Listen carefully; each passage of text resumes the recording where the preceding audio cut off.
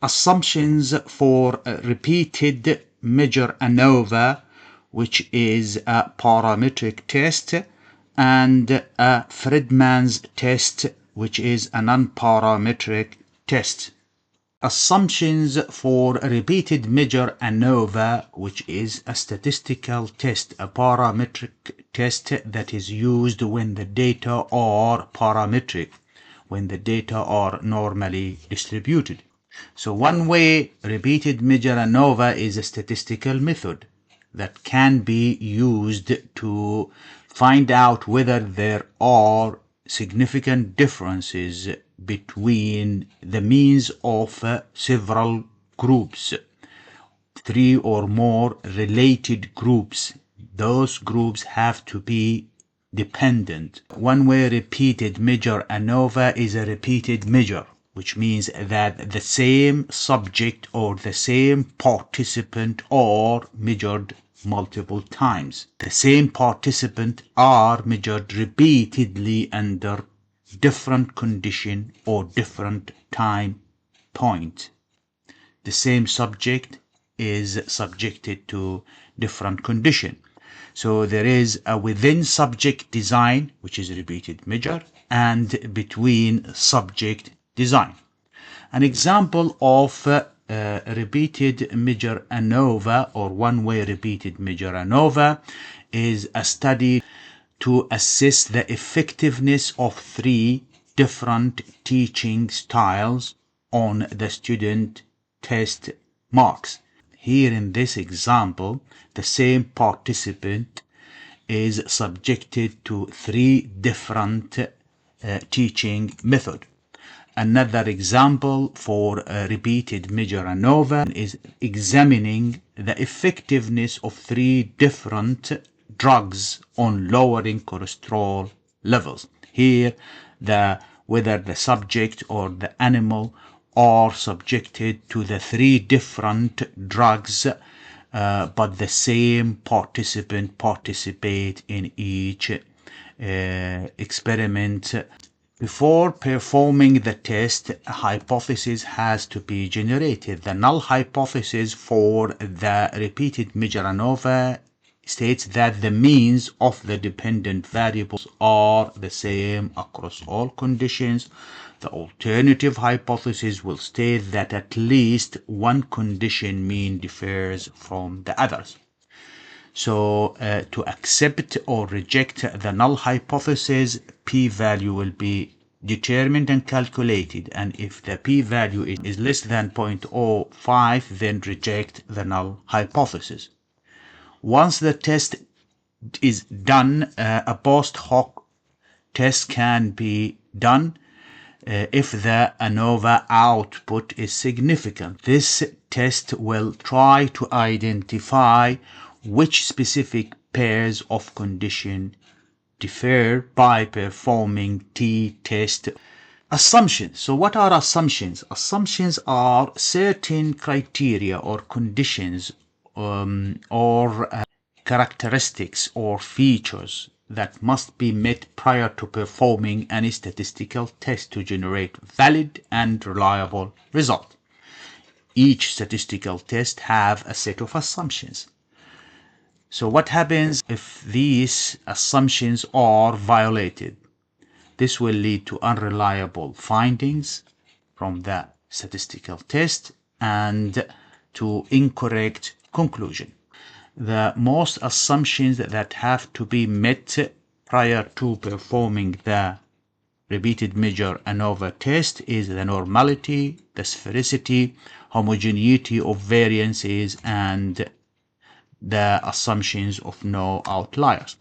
So there are 8 important assumptions have to be met before performing repeated measure ANOVA. The first assumption is that the dependent variable is continuous, which means that it is measured at a continuous level as a repeated measures, such as interval level, ratio level. The second assumption states that there should be at least 3 or more related groups. These groups are categorical groups or related groups. In related groups, the same subjects are present in the groups.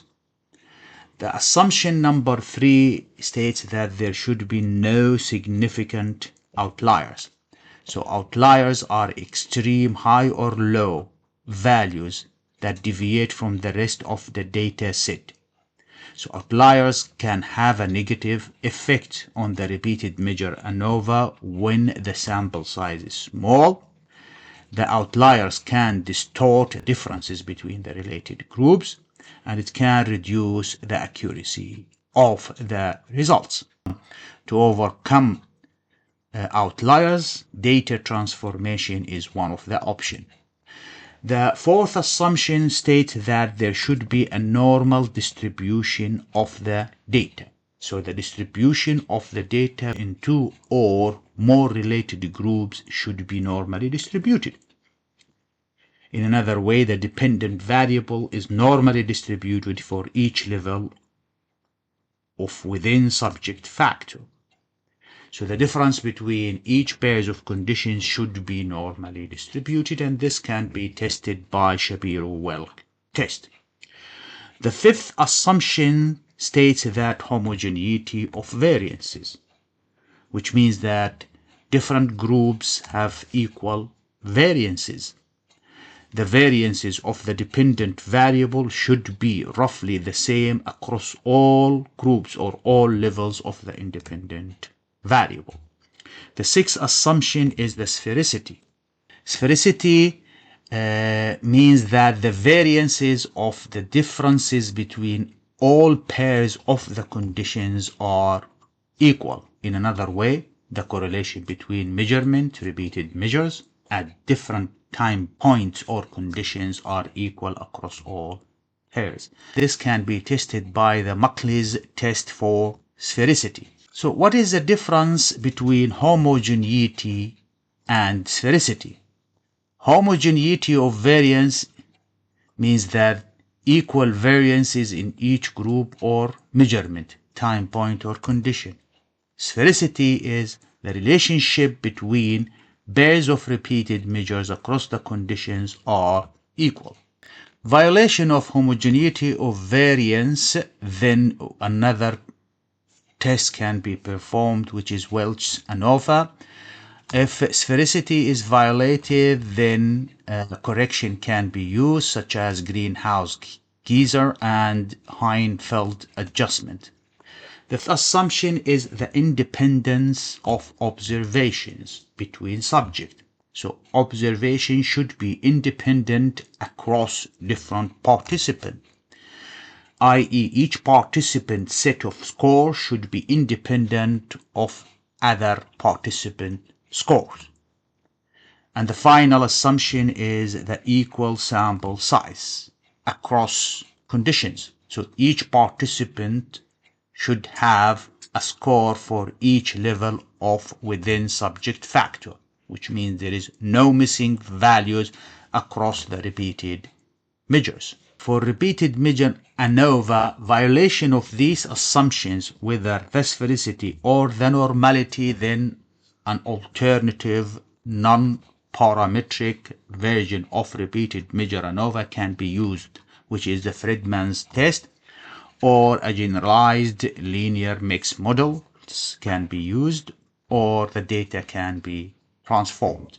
Assumptions for Friedman rank sum test, which is a non-parametric test that is used when the data are non-parametric, i.e. the data are not normally distributed. And the test is used also when the data are repeated measures, which means that the data are paired or match groups or dependent groups. So the Friedman test is a non-parametric test that is used for data that are not normally distributed. This is an alternative to the repeated measure ANOVA, which is used when there are matched or paired groups or dependent groups, and when that data are normally distributed. The Friedman's test can be used when the data lacks normality, and the test of repeated measure ANOVA can't be used. The test also detects the differences between matched or related or dependent groups. So the groups have to be related, which means the same participant participate in each group. The test is based on using the median, and it ranks the data before performing the test. So it takes the data and put them into ranks and then perform the analysis on the data. An example of a repeated measure that can be used for the Friedman test is when we want to compare the efficacy of 3 different teaching methods on student performance, whether any of the 3 different teaching styles can enhance the student performance.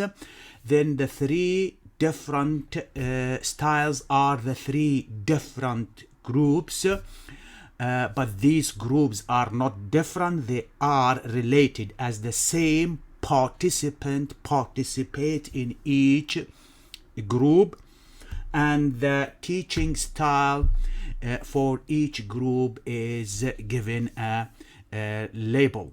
A second example is assessing the satisfaction of a group of people for 3 different surfaces. In this example, the participant participates in 3 different services, but those groups are related because the same participate in each group, but with different surfaces, to find out how satisfied is those people from these services, and which services differ from the other. This example can be used when the data are ordinal.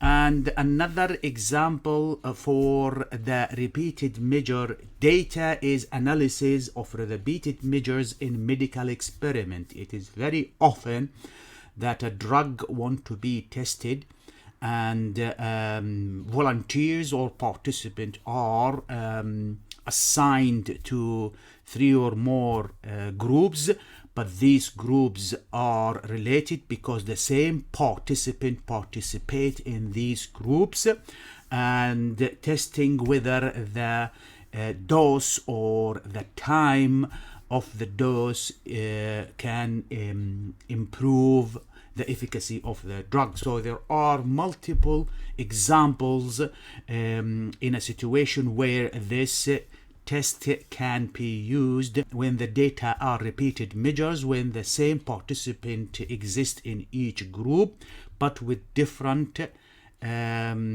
conditions tested for each group. To perform the Friedman's test, alternative and null hypothesis has to be generated and stated. The null hypothesis will state that the distributions of the groups are identical, which means the median ranks of groups or conditions are the same. The alternative hypothesis will state that at least one group differs in distribution, at least one group has different median ranks from the other. And then a p-value is calculated. If it is less than 0.05, then reject the null hypothesis and accept the alternative hypothesis, which indicates that there is a difference between the groups. So the things with the Friedman test is that it will try to determine if there is an overall difference or differences between the groups, for all the groups, without specifying which group is different from the other. So a post hoc has to be done if the p-value is significant. Post-hoc test will assess pairwise group to find out the groups that differ. Assumptions. So this drags us to the main topic of this presentation, which is assumptions. Assumptions are specific conditions or criteria or characteristics of that data that have to be met before performing any statistical test to produce a reliable results. So each statistical test have a set of assumptions that have to be met or fulfilled.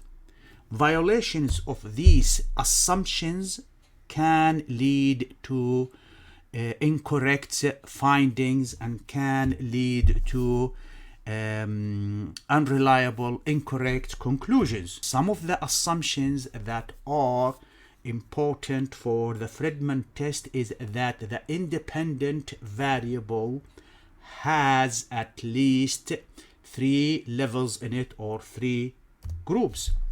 The data come from related groups or matched samples, i.e. it is repeated measures from the same subject, the same participant participate in the groups. The samples are randomly selected from population, and the dependent variable can be ordinal or can be continuous. An ordinal variable is a variable is categorical, but there is an order in the category, such as the 5 Likert scales that is commonly used for surveys and questionnaires. Or the data can be numerical scale, continuous, but lacks normality. So the sample should not need to be normally distributed. So this test is designed for data that are not normally distributed. There are 8 assumptions that have to be met before performing the Friedman test. The first assumption is that paired related groups, which means that the test is for repeated measures data.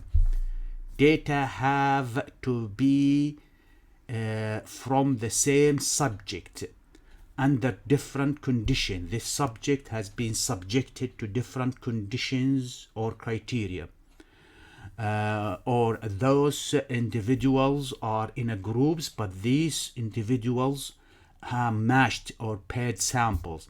Each participant participate in each group. The second assumption is that the data are ordinal or continuous. The dependent variable should be measured at either an ordinal rank data or at a continuous numerical scale, and that can be interval or ratio. And if it is a continuous data, then this data should be non-parametrics, which means lacks normality to use this test. The third assumption is that there should be at least 3 groups. So the independent variable should consist of 3 or more related or matched groups, i.e. repeated measurements, which means that the samples are matched. The fourth assumption is the independence within groups, which means that the observation within each group should be independent of each other. No influence or overlap between the measurement in different groups. The fifth assumption is that comparable measurement scales, which means that the dependent variable measured on the same scales across all groups. The sixth assumption is rankable data. The data can be ranked, which means that order does exist in the observations. The seventh assumption is that there is no distribution assumption, which means that the test doesn't require that the dependent variable have to follow specific distribution. So this test is robust for violation of normality, and it is used when the data are not normally distributed. And the eighth assumption is sample size, as the sample should be sufficiently large to perform this test. So what to do when the violation of the assumptions is being detected or observed?